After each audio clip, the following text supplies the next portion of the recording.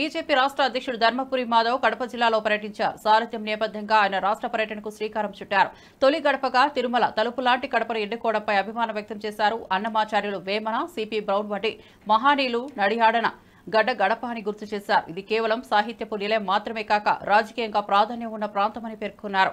రాష్ట్ర బీజేపీ అధ్యక్షుడిగా తన ప్రస్థానం కడప నుంచి మొదలవుతున్నందుకు గర్వంగా ఉందన్నారు. ప్రధాని మోదీ నాయకత్వంలో దేశ అభివృద్ధి జరిగిందని, రాయలసీమలో కోట్లు విలువైన ప్రాజెక్టులు ప్రారంభమయ్యాయని వివరించారు. ప్రతి గ్రామానికి కేంద్రం నిధులు అందించిందని, కొప్పర్తి పారిశ్రామిక వాడకు 100 కోట్లు మంజూరయ్యాయని తెలిపారు. మోదీ విజన్ను ప్రతి కార్యకర్త ప్రజలకు చేరువ చేయాలని పిలుపునిచ్చారు.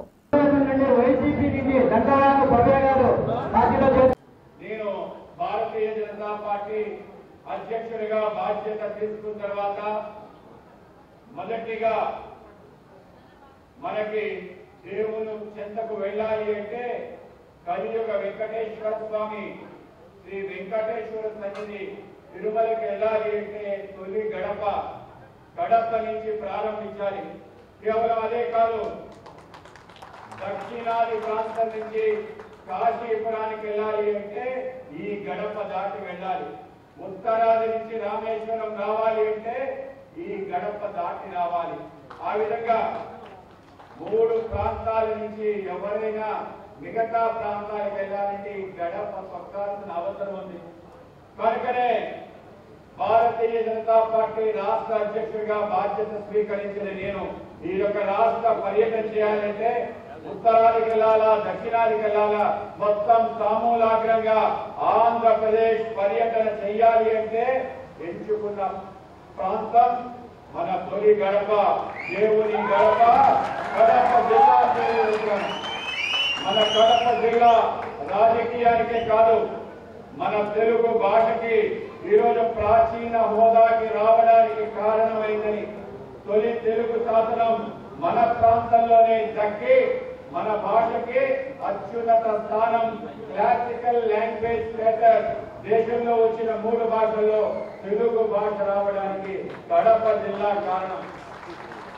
కడప జిల్లాలోనే అనేక మంది వైతాళికులు, అన్నమాచార్య, తాళపాక అన్నమాచార్య, వెంకటేశ్వర స్వామి ఎవరు, ఆయన వైభవం ఏమిటి, ఆయనకి స్వరార్చన చేసి 32,000 కీర్తనలు రాసిన ఆ యొక్క ఆంధ్ర పద కవితా పితామహుడు అన్నమాచార్య పుట్టిన ప్రాంతం.